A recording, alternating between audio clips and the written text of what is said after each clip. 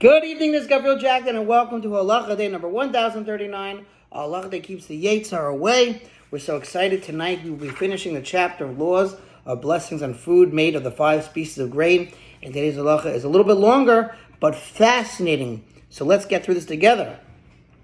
If food made of one of the grains was boiled with other foods, such as bits of dough with green peas, or with dried beans, or barley with green peas, or barley with dried beans, even if the other food, meaning the peas or the beans, is the major ingredient, nevertheless, since each is separate unto itself, it requires 2 blessings. First, on some of the bits of dough, make the blessing Brei Mim Zonos, and eat them. And then on some of the beans, make the blessing Brei Pri Adama, and eat them separately. Classic cholent, right? And you have cholent, usually the barley, you have potatoes. They're distinguished. You see the barley, you see the big potatoes.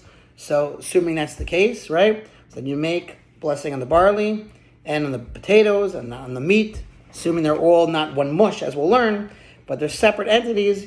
You need to make them separately, and certainly the mazonos takes priority. It says here on the bottom, these bits of dough are either freshly done or dry, as will become evident later on. He also says, regarding that mixture, that it did not become a unified new food such as porridge, but the beans and egg barley are recognizable and separate, right? So again, if they are mush, that's a different story. After that, you may eat them together. So again, you made a blessing on the barley, then you made them on the beans, then you can eat them together. And the soup, assuming they're soup, in which they were cooked, is secondary and does not require a blessing. Kind of like the Cheerios with milk.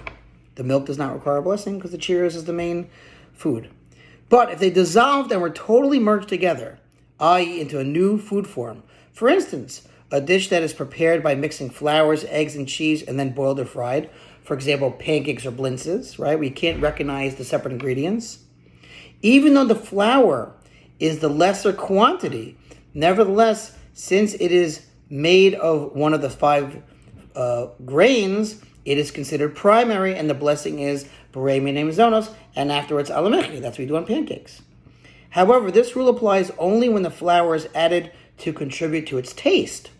But if only a little is added as a binder or thickener, as is regularly done to prepare various sauces with small amounts of flour, and similarly baked confections that are made with almonds, sugar, and eggs with a little flour added merely as a binder, then the flour loses its identity and the blessing is made on the major ingredient only. The same applies to gravy or sauce that is boiled or fried with some flour, browned and fried in butter. The blessing made on the sauce or gravy is a shackle, which is the general blessing we make on cheese, water, orange juice, etc. And in this case, right, the gravy. But if you pick out the bits of brown flour from that gravy and eat them separately, you must make the blessing Berei Minei Zonos.